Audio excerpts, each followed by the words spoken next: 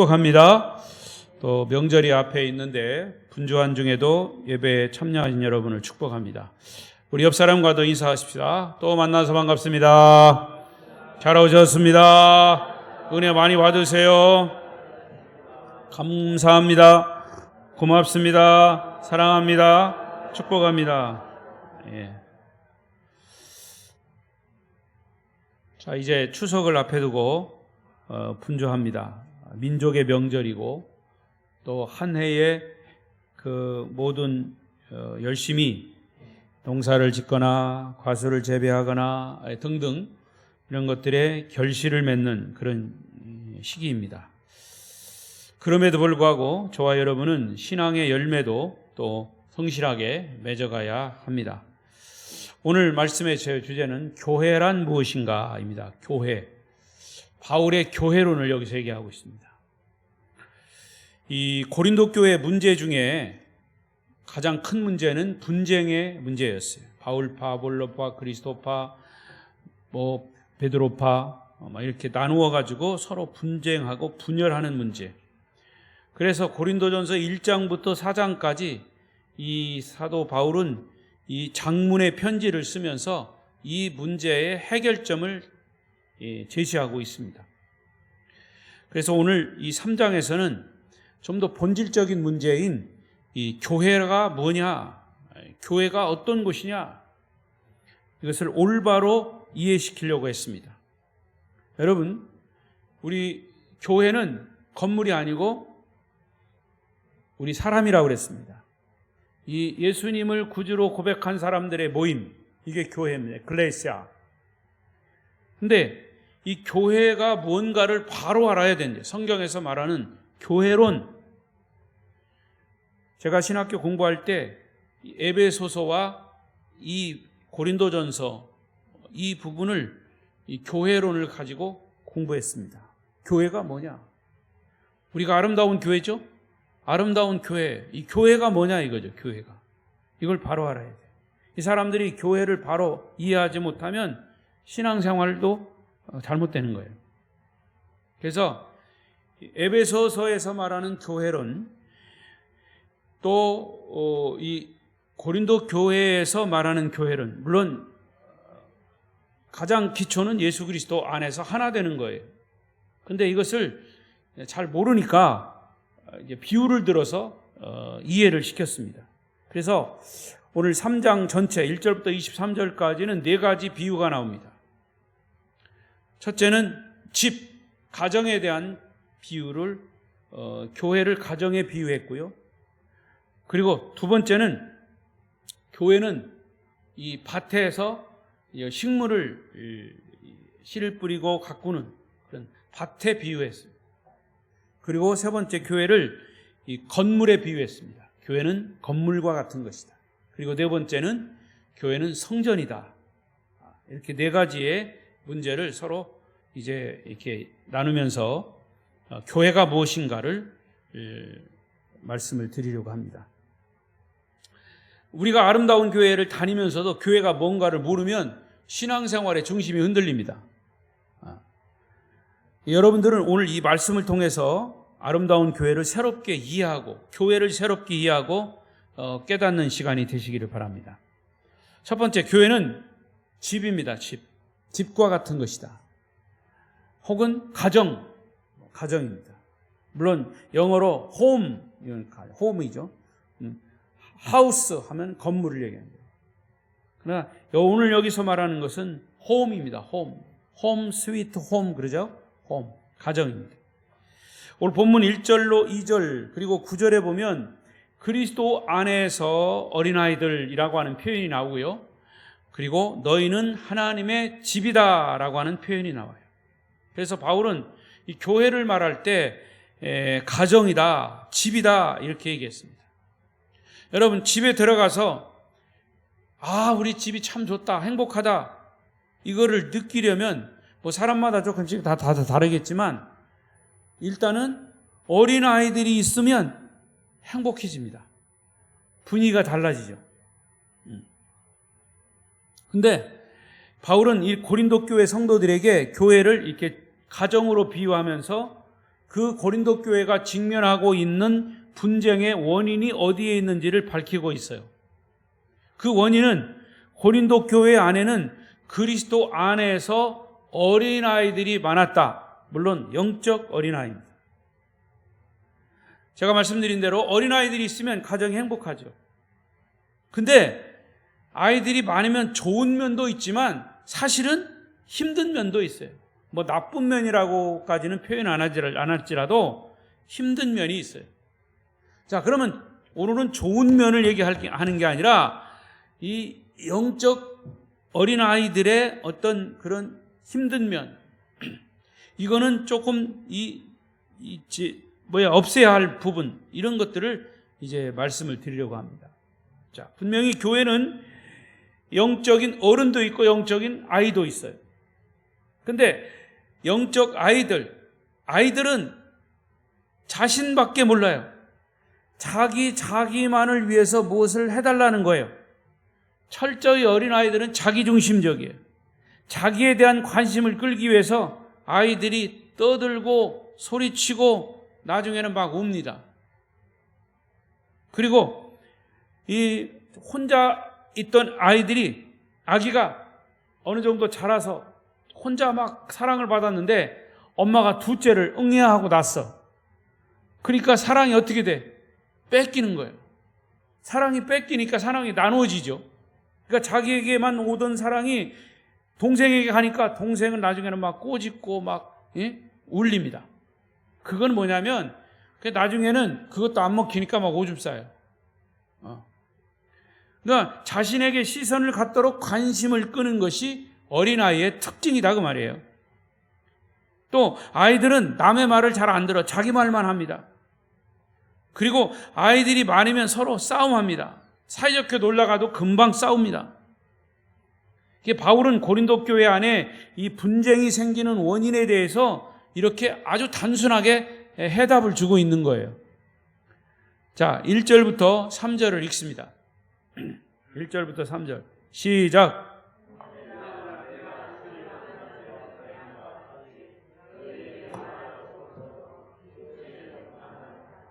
곧 그리스도 안에서 어린아이들을 대함과 같이 하노라. 내가 너희를 젖으로 먹이고 밥으로 아니하였노니 이는 너희가 감당하지 못하였음이거니와 지금도 못하리라. 너희는 아직도 육신에 속한 자로다. 너희 가운데에 시기와 분쟁이 있으니 어찌 육신에 속하여 사람을 따라 행함이 아니리요. 여기 1절에 그리스도 안에서 뭐라고 그랬어요? 어린아이라고 그랬어요. 그리스도 안에서 어린아이, 영적 어린아이란 말이에요. 이들이 구원받지 못했다고 말하지 않고 복음을 듣고 진지하게 주님께 반응한 사실이 있다면, 회개하고 예수 그리스도를 주님으로 영접한 사람들이라면 거듭난 하나님의 자녀들인 것은 틀림없어요. 그러나 아직은 성숙하지 못한 영적 어린아이다. 여러분, 교회 안에서도 영적 미숙하고 영적 어린아이들이 자꾸 문제를 일으키는 거예요. 영적으로 미숙한 사람들이. 교회의 영적 어린아이가 자라면서 사실은 성숙해가는 거죠. 그러면서 정말 가정을 이루는 거예요. 말씀을 교회에서 듣고 기도하고 성령 충만하고 깨달으면서 성숙한 어른이 되어가는 것이 교회 공동체죠. 그런데 문제는 뭐냐? 세월이 지났는데도 성숙해지지 않는 어린아이가 있어요. 영적 어린아이. 이 어린아이 자리에 그대로 머물러 있는 사람이 문제라죠. 우리 아름다운 교회도 다양한 사람들이 모인 곳이에요. 그러나 우리는 한 가족 공동체입니다. 남자도 있고 여자도 있고 많이 배운 사람도 있고 못 배운 사람도 있고 부자도 가난한 사람도 있어요. 신앙에 연륜이 있는 사람도 있고 짧은 사람도 있어요. 이렇게 다양한 삶의 배경과 경험을 가진 사람들이 모였지만 우리 아름다운 교회에 속한 한 가족이라면 우리 교회 안에서 주님을 만나고 삶의 변화를 받아서 주님을 주인으로 섬기는 그런 믿음으로 때로는 아픔이 치유되고 문제가 해결되는 그런 가정 공동체여야 한다는 거죠. 그러면 나는 어린아이의 아기인가 아니면 어른인가. 이것을 자꾸 비교하라는 얘기가 아니에요. 그거를 교회라고 하는 이것을 가정에서, 가정 공동체에서 교회를 이해해야 된다는 거죠. 여러분, 가족에 먼저 나온 형님도 있고 나중 나온 동생도 있고 부모님이 있고 아빠 엄마가 있고, 이거 다 가족 그 구성 요소잖아요. 교회도 그런 거죠. 교회도. 그래서 저 사람이 틀린 게 아니고 서로 다른 거다. 그래서 우리는 하나의 가족이다. 이런 것을 먼저 이해를 하고 교회의 신앙생활을 해야 된단 말이죠. 우리 아름다운 교회는 가족 공동체임을 믿습니다. 그 다음에 두 번째, 교회는 뭐냐? 밭입니다. 밭. 바울이 교회를 밭으로 비유한 이유는 고린도 교회의 아픔을 치유하기 위해서입니다. 교회 분쟁을 해결하고 치유하려면 함께 주의 일을 하는 동역자 의식이 필요합니다. 동역자 의식. 그러므로 교회는 함께 어우러져 일하는 밭이에요. 다양한 은사, 다양한 재능을 가진 우리들이 함께 협력하는 밭과 같은 곳이 교회다. 우리 아름다운 교회는 그런 부분에서 맡겨진 은사를 잘 서로 각자가 활용하는 그런 교회라고 저는 자부하고 싶습니다. 그렇게 믿으십니까? 네. 그런데 예배 시간 조는 거는 그건 안 돼. 그건 도움이 안 돼. 여러분, 찬송할 때도 힘차게 찬송하는 것이 돕는 거죠. 말씀을 잘 들을 때도 듣는 것이 돕는 거예요. 여러분, 밭에도 이 잡초는 어떻게 해야 돼요? 뽑아버려야 돼요. 뽑아버려요. 마귀가 역사할 때 그 마귀 역사는 항상 방해를 하는 거예요. 바울은 밭에서 일하는 사람들을 9절에 보면 하나님의 동역자들이라고 표현했어요. 특히 바울은 여기에서 두 명의 지도자에 대해서 얘기하고 있는데, 한 사람은 바울 본인이고 한 사람은 아볼로예요. 5절 6절을 보겠습니다. 5절 6절. 오늘 본문 5절 6절 시작. 그런즉 아볼로는 무엇이냐? 그들은 주께서 각각 주신 대로 너희로 하여금 믿게 한 사역자들이니라. 나는 심었고 아볼로는 물을 주었을 때 오직 하나님께서 자라나게 하셨다. 바울은 사도입니다. 복음을 전하는 사도. 가는 곳마다 복음을 전하고 강력한 리더십을 가지고 많은 교회를 세웠어요. 그리고 초대교회에서 대단한 인기를 끌면서 영향을 끼친 또 한 사람이 있습니다. 그게 누구냐? 성경학자 아볼로예요. 아볼로는 성경교사였습니다. 어떤 사람은 아볼로를 통해서 은혜를 받았어요. 그래서 그를 통해서 은혜를 많이 받다 보니까 아볼로가 최고라고 얘기합니다. 그 사람들이 모인 게 아볼로파야. 또 어떤 사람은 그래도 우리 교회는 바울이 세웠기 때문에 바울이 최고야. 그 사람들이 모인 게 바울파야. 그래서 바울은 그런 것을 인식하고 나는 심었고 아볼로는 물을 주었으되 이렇게 말한 거예요. 바울은 복음을 심은 자의 역할, 심은 사람, 심는 은사. 아볼로는 성경학자로서 그 성경을 잘 가르치고 다스리는 이 역할을, 은사, 각자의 은사 역할을 했다 이거죠. 그러나 거기에서 제일 중요한 분은 누구냐? 6절에 보면 바울도 아니고 아볼로도 아니고 그렇게 은사의 역할을 한 이후에 자라게 하시는 분은 하나님이시다. 아멘. 아멘 크게 하는 것도 저를 도와주는 거예요. 아멘. 네. 여러분, 할 것 없으면 아멘이라도 크게 하셔요. 아무리 바울이 심고 아볼로가 물을 주었다 하더라도 하나님이 역사하시지 아니하시면, 거기에 은혜가 없고 하나님의 기적적인 간섭이 없으면 바울의 설교나 아볼로의 가르침은 열매를 맺을 수 없는 거예요. 여러분, 이번 태풍 봤죠? 우리가 열심히 1년 동안 농사 졌어요. 근데 어느 지역은 이 비가 오고 바람이 불어서 그냥 다 망쳤어. 그러니까 자연의 섭리 앞에, 다시 말하면 자연의 섭리라는 건 하나님의 섭리예요. 하나님의 섭리 앞에 우리는 손을 들을 수밖에 없어요. 하나님께 모든 게, 우리가 만반의 준비도 하고 뭐 할 거 우리가 할 수 있는 거 다 하지만 그게 우리의 한계예요. 여기도 마찬가지예요. 여러분, 아무리 복음을 소리쳐 외쳐도 여러분이 은혜 받을 수 있는 은혜 받을 수 있는 것은 성령의 역사, 성령의 기름 부으심, 성령이 함께 하시기 때문임을 믿습니다. 결국 우리에게 은혜를 주시는 분은, 우리의 영혼을 자라게 하고 성숙하게 하시는 분은 하나님 한 분밖에 없다는 겁니다. 그러므로 우리의 눈과 입과 마음이 어디에? 하나님께 고정되어야 합니다. 그리고 우리의 역할은 각자의 은사대로 주시는 역할이에요. 그게 교회예요. 그래서 바울은 심는 이와 물 주는 이는 한 가지라고 그랬어요. 심는 이와 물 주는 이. 8절 시작. 심는 이와 물 주는 이는 한 가지이나 각각 자기가 일한 대로 자기의 상을 받으리라. 할렐루야. 나는 심는 사명을 받았어요. 나는 물 주는 사명을 받았어요. 어떤 사람 잡초를 뽑아주는 사명을 받았어요. 그러나 아무리 그렇게 해도 그것을 자라서 꽃이 피고 열매를 맺는 것은 그건 하나님이 하시는 거다. 그러니까 심는 이와 물 주는 이와 가꾸는 이것은 다 한 가지다 이거예요.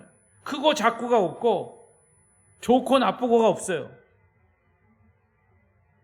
동역자들 사이에 더불어 함께 일하는 사람들끼리 가져야 할 중요한 영적 질서 안에서의 원리는 뭐냐? 주어진 사명을 성실하게 감당하는 거예요. 그래서 바울은 여기서 중요한 원리를 제시하고 있어요. 바울이 빌립보 성도들에게 신앙생활, 교회 생활의 태도를 가르칠 때 이렇게 얘기했어요. 빌립보 2장 4절 시작. 각각 자기의 일을 돌볼 뿐더러 또한 각각 다른 사람의 일을 돌보아 나의 기쁨을 충만하게 하라. 이 말은 다른 사람의 일에 간섭하라는 얘기가 아니라 함께 동역하라는 거예요. 오늘 신옥신 권사님 그 친정어머니가 89세로 돌아가셨어요. 마침 여기 선산이 있어서 이제 장례식을 치렀습니다. 집사님이시라 서울에서 교회 다니던 그 교회에서 발인 예배까지 다 드려주셨어요. 여기까지 내려오실 수 없으니까 이제 여기서 하관 예배를 드려요. 근데 권사님이 우리 교회 검사님이니까 담임 목사인 제가 집례를 하겠습니다.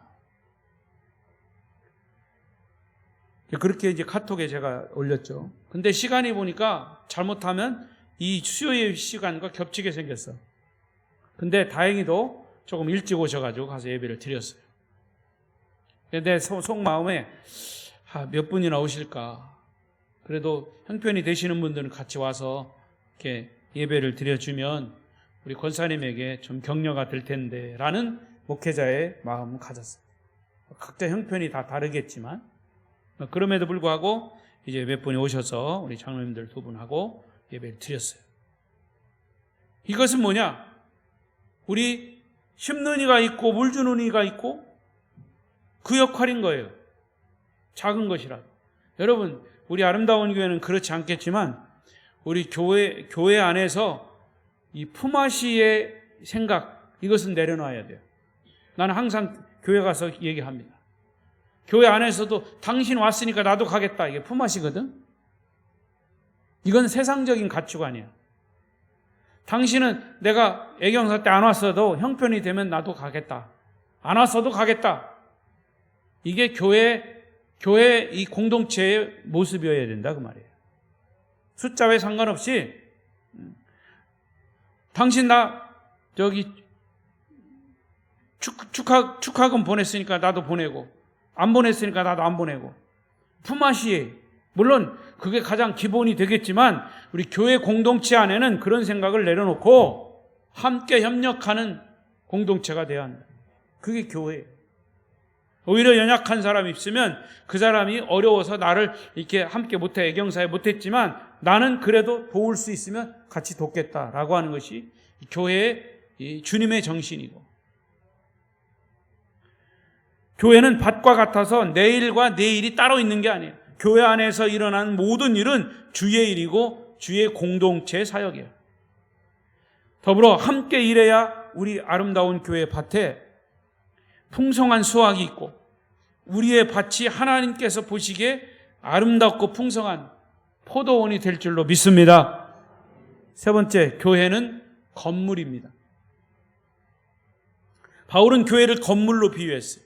역시 건물로 비유한 이유는 분쟁할 때 어디에 초점을 맞춰야 분쟁을 해결할 수 있는가를 답을 주고 있는 거죠. 10절 11절 시작. 다른 이가 그 위에 세우나 그러나 각각 어떻게 그 위를 세울까 조심할지니라. 이 닦아둔 것 외에 능히 다른 터를 닦아둘 자가 없으니 이 터는 곧 예수 그리스도라. 교회는 건물과 같아요. 그런데 한 건물에서 가장 중요한 것이 뭘까요? 다 중요하지만 그 중에도 중요한 것은 터입니다. 터. 기초가 제일 중요합니다. 이런 태풍이 올 때 무너지지 않는 건물은, 무너지지 않는 거는 기초가 튼튼한 거예요. 기초가. 우리나라에서 제일 높은 빌딩이 서울의 롯데 빌딩이에요. 잠실에 있는 123층입니다. 가보신 분 있겠지만 저도 아직 보기만 했어요. 근데 롯데 빌딩이 123층인데 지하는 몇 층일 것 같아요, 여러분? 지하는 7층입니다. 7층. 7층, 아이고 7층밖에 안 돼요? 여러분, 지하의 7층은 어떻게 들어갔냐면 이렇게 세워졌다면 지하 7층은 이렇게 들어갔습니다.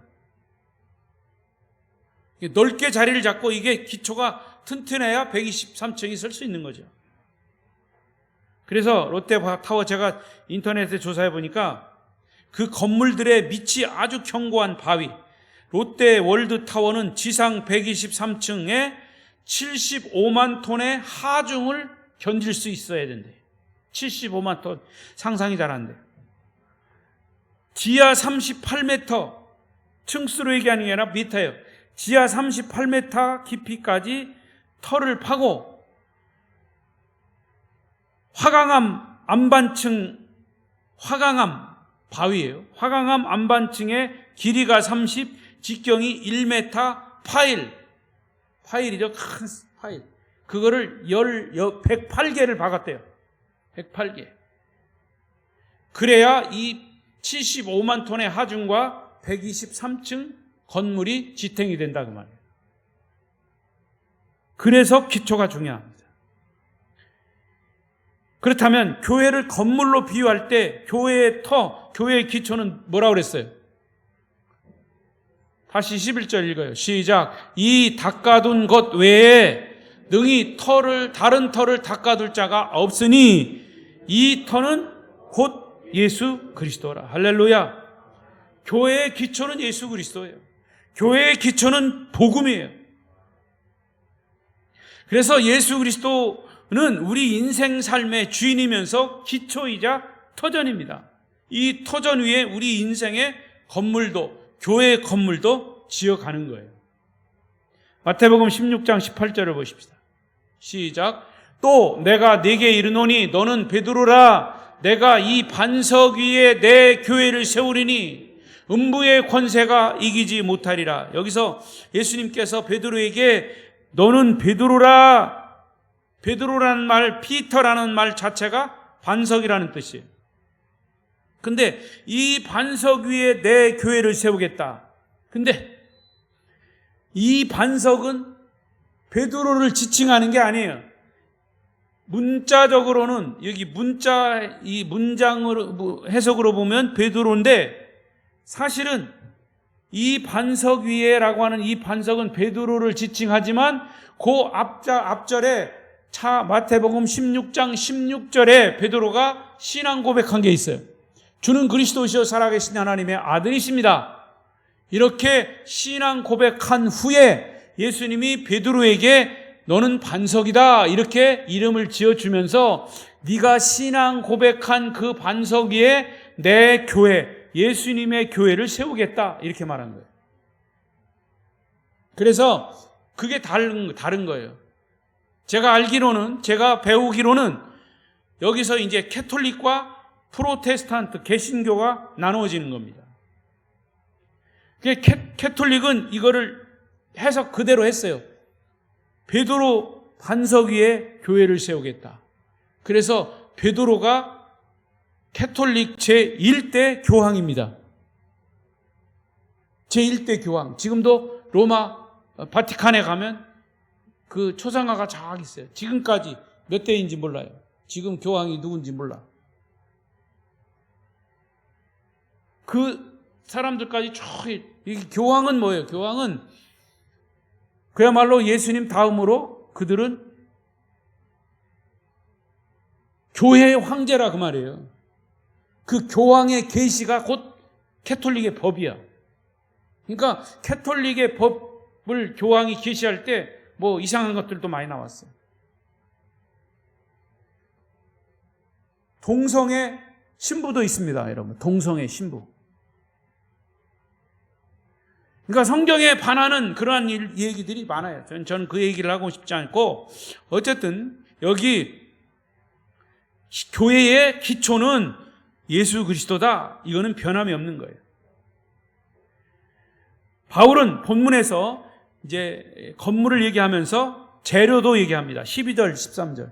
건물을 짓는데 여러 가지 재료. 시작. 만일 누구든지 금이나 은이나 보석이나 나무나 풀이나 지프로 이 터 위에 세우면 각 사람의 공적이 나타날 터인데 그날이 공적을 밝히리니 이는 불로 나타나고 그 불이 각 사람의 공적이 어떠한 것을 시험할 것임이라. 여기 6가지 건물 재료가 나와요. 이 6가지 건물 재료를 딱 2가지로 분류하면 불에 견딜 수 있는 것과 견딜 수 없는 것. 불에 견딜 수 있는 게 뭘까요? 금, 은, 보석. 불 속에서 견디죠. 그러나 불에 들어가면 금방 타버리는 것이 뭐예요? 나무와 풀과 집. 근데 이것은 뭐를 얘기해요? 금이나 은이나 보석, 나무, 풀, 집. 이건 뭘 얘기하는 거예요? 여기 각각 공력이라고 그랬어요. 공력. 공력이 뭐냐? 업적이에요, 업적. 우리가 그리스도인으로서 이 땅에서 하나님이 주신 사역의 일꾼으로서의 사명, 업적이에요. 사역의 행적, 우리의 행동의 결과. 그래서 교회의 터전이신 예수 그리스도를 믿고 교회 안에서 하나님을 섬기고 주님을 위해서 일하는 사역자들, 사역을 말하는 공적. 그런데 그 결과는 2가지로 나타나요. 하나님께 인정받는 것과 하나님께 인정받지 못하는 것. 그러니까 어떤 사람들이 보기에는 굉장한 것처럼 보이지만 나중에 불 붙여보면 그냥 확 타버릴, 뭐라고 그랬어요? 풀, 나무, 집, 이런 건 불 붙이면 그냥 타버리는 거예요. 근데 마지막 날 하나님께 인정받을 수 없는 사람들이 있고 인정받을 수 있는 사람들이 있다. 교회에서 열심히 봉사했지만 하나님께서 야, 그것은 너 나를 위해서 일한 것이 아니라 다 너를 위해서 일한 거 아니오? 내가 다 알아. 네가 네 자랑하고 네 이름 알리려고 너를 위해서 한 것뿐 나를 위한 것 별로 없어. 이렇게 말하실 때는 그게 다 불에 다 타버릴 거란 말이죠. 하나님께 아무런 상이 없을 수 있어요. 하지만 다 타버려도 남는 것이 있어요. 여러분, 건물이 불에 다 타버려도 남는 게 뭘까요? 네? 재 남지만 그 터는 그대로 있어. 터는 안 없어져. 우리의 구원은 예수 그리스도로 말미암은 것이기 때문에 예수 그리스도는 안 없어지는 거예요. 그래서 예수 그리스도를 영접하면 그분은 우리의 구세주가 되시고 그분은 우리를 위해 십자가에 달려 죽으셨다가 3일 만에 부활하셨으므로 우리의 구원자이심을 우리는 확증하는 거죠. 여러분, 교회 안에서 열심히 봉사하십시오. 그 봉사는 우리를 구원하신 예수님께 감사하며 감격함으로 하는 봉사여야 합니다. 봉사를 많이 하는 양이 중요한 것이 아니라 질이 중요합니다. 한 가지를 하더라도 사람을 위한 게 아니라 주를 위한 봉사여야 합니다.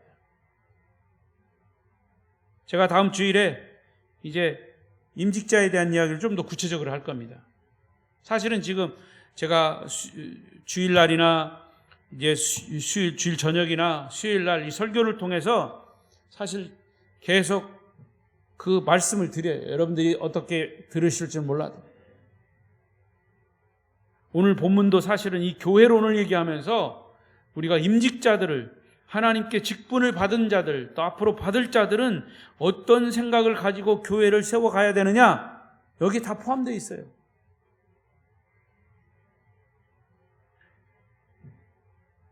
우리가 교회를 위해서, 주를 위해서 하는 그런 사명이고 봉사해야 합니다. 복음의 향기를 위해서 정말 주님께 인정받을 수 있는 봉사인지를 생각해야 된다. 그래서 14절에 뭐라고 하냐면, 누구든지, 14절 시작, 만일 누구든지 그 위에 세운 공적이 그대로 있으면 상을 받고, 그대로 있는 거는 뭐라고 그랬어요? 금과 은과 보석, 이런 것들. 그러면 여기에서의 상은 뭘까요? 성경학자들의 주석을 아무리 찾아봐도 그 상이 뭔지 안 나와 있어요. 저도 몰라. 여러분, 주님이 주실 상을 기대하시고 공적을 많이 쌓으시기를 바랍니다. 이 상은 구원과는 상관없는 상이에요. 그래서 15절에 뭐라고 그랬냐면, 누구든지 그 공적이 불타면 해를 받고, 그러나 자신은 구원을 받되 불 가운데서 받은 것 같으리라. 여기서 해는 어떤 해인지 몰라요. 아마도 그 공력은 자기의 의를 위한 것이기 때문에 다 없어지는 것. 그렇죠? 여러분, 내가 열심히 봉사했는데 하나님께 아무런 상이 없다면 그게 해를 받은 거죠. 나는 큰 상을 기대했는데 상이 없다고 그래봐요. 그러면 실망하죠. 바울은 이렇게 우리에게 제시합니다. 교회는 유일한 기초, 든든한 기초 위에 예수 그리스도 위에 세워지는 견고하고 아름다운 영적 건물이다. 아름다운 마음을 가진 사람들이 모여서 아름답게 봉사하는 것이 우리 아름다운 교회인 줄로 믿습니다. 그래서 우리는 건물로서의 각자의 역할을 감당해야 합니다. 마지막 네 번째로, 교회는 성전입니다. 성전. 이제 교회는 단순히 어떤 빌딩, 건물이 아니라 성전. 바울은 이 비유를 통해서 분열의 문제에 해답을 주고 있어요. 16절, 17절. 시작. 너희는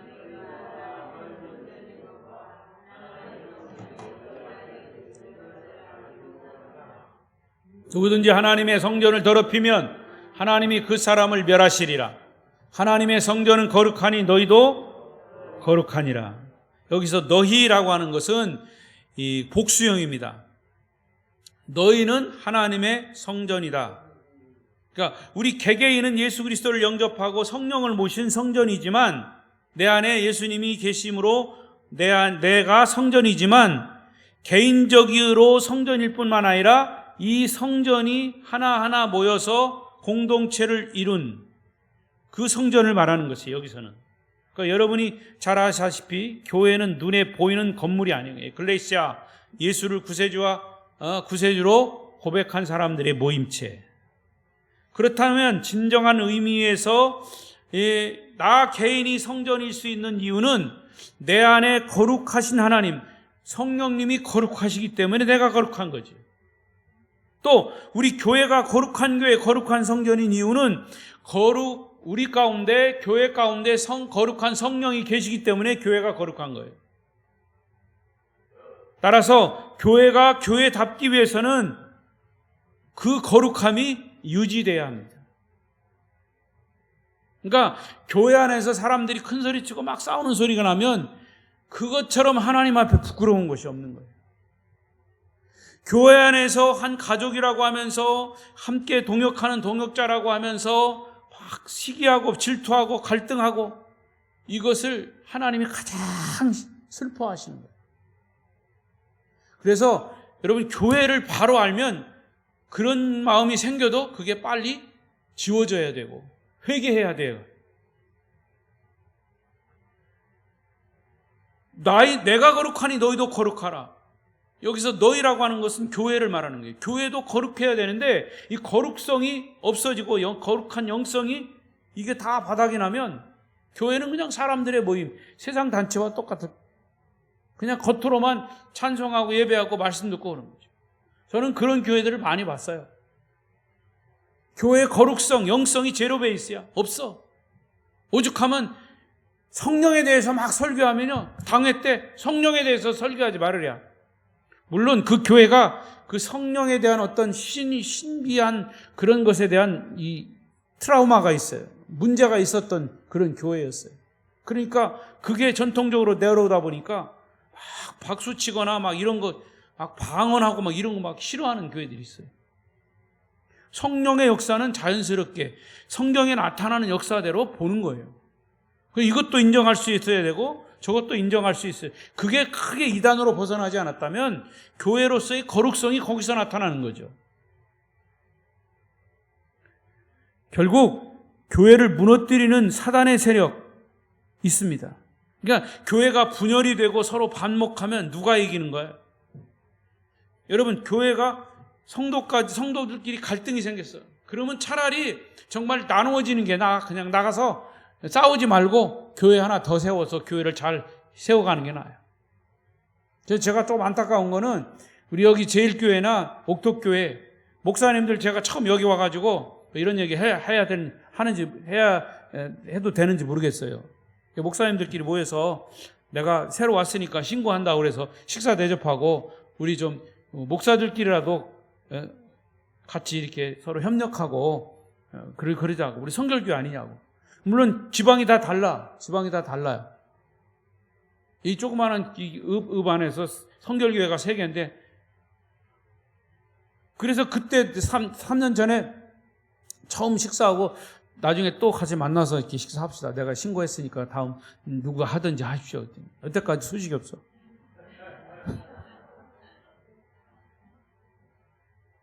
여러분, 나는 그래서 하나님 보실 때 참 얼마나 안타까울까.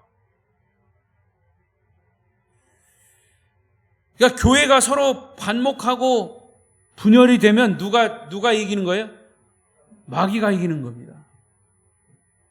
따라서 우리는 사탄의 놀이개가 되지 말아야 돼요. 한마디로 마지막 성전 비유를 통해서 바울이 강조하는 것은 교회는 거룩한 전이 되어야 한다. 그 성전을 이루고 있는 개개인이 주님 앞에서 얼마나 거룩함을 유지할 수 있느냐에 달려있는 거예요. 17절의 경고를 보십시다. 시작. 17절 시작. 누구든지 하나님의 성전을 더럽히면 하나님이 그 사람을 멸하시리라. 하나님의 성전은 거룩하니 너희도 그러하리라. 여기서 더럽히면 멸하시리라 라는 사실에 주목해야 합니다. 멸한다라고 하는 것은 교회의 문을 닫게 만든다는 말이 아니에요. 이것은 교회를 이루고 있는 한 사람 한 사람, 특별히 교회의 거룩성을 깨트리는 그 사람을 하나님이 심판하겠다는 거예요. 여러분, 저는요, 우리 아버지 목회할 때, 제가 목회할 때 수십 년 동안 많은 사건들을 봤어요. 공통적인 게 뭐냐? 교회의 거룩성을 깨트리는 사람, 하나님이 정말로 무섭게 심판하십니다. 이것은 교회의 명예와 거룩함과 영광을 보존하기 위해서 때때로 하나님은 교회의 영광을 더럽히는 사람, 거룩성을 해치는 사람은 하나님이 철저하게 멸하시고 심판하십니다. 그 대표적인 사건이 사도행전 4장 5절에 나오는 아나니아 삽비라 사건이죠. 바나바처럼 소유를 다 바친 것이 아니고 자기도 처음에는 시기가 나서 다 팔아가지고 가져왔는데 견물생심이라고 돈을 보니까 이거 다 바치기 아까우니까 감춰뒀다가 이게 다 가져왔습니다. 거짓말 해가지고 결국에는 부부가 다 그 현장에서 즉사했죠. 이것은 뭐냐? 교회의 거룩성을 해치는 거예요. 하나님께서 철저하게 멸하시는 겁니다. 말씀을 정리하겠습니다. 이제 말씀을 맺으면서 교회의 진정한 모습 정리해 보겠습니다. 첫째는 교회는 가정이다. 그래서 교회는 가정의 아이들이 부지런히 성장해야 할 집과 같은 곳인데 여러분의 신앙은 끊임없이 성장하고 성숙함으로 나가야 합니다. 그게 교회예요. 또 교회는 밭이에요. 나란히 사이좋게 동역자가 돼서 주의 일을 해야 하는 밭과 같은 곳. 그래서 영혼의 풍성한 열매도 맺을 수 있어야 합니다. 세 번째, 교회는 건물이에요. 유일한 기초, 영광스러운 기초, 예수 그리스도라고 하는 기초 위에 견고하게 세워진 교회. 여러분 개인과 공동체, 예수 그리스도라고 하는 반석 위에, 복음 위에 교회가 세워지지 않는 교회의 개인과 교회 공동체는 언제라도 무너집니다. 여러분 그런 경우 있잖아요. 한 교회에서 문제가 생겨가지고 어떤 리더 장로님이 신자들을 이끌고 갔어. 그리고 그 교회를 만들었어. 그리고 교육자를 청빙했어. 청빙했는데 청빙할 때 조건이 뭐냐? 그 장로님 얘기는 우리 말을 들으라는 거죠. 내 말을 들으라.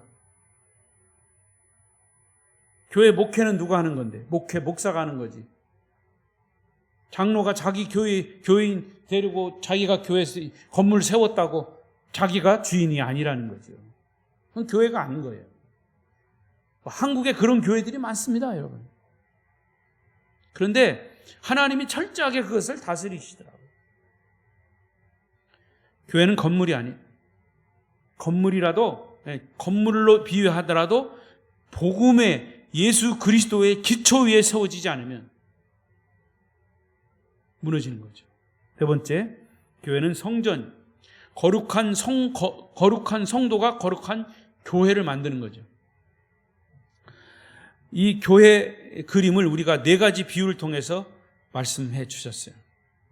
그러니까 지금 갈라지고 상처투성이가 된 고린도 교회 성도들에게 바울은 시시콜콜한 대답을 제시하기보다는 아예 이렇게 교회의 큰 그림을 이해하기 쉽게 네 가지로 비유를 들어서 답을 주고 있어요. 결국 바울의 권면의 말씀을 고린도 교회 성도들이 잘 받아들였음을 어디에서 알 수 있느냐? 고린도 후서를 보면 알 수 있어요.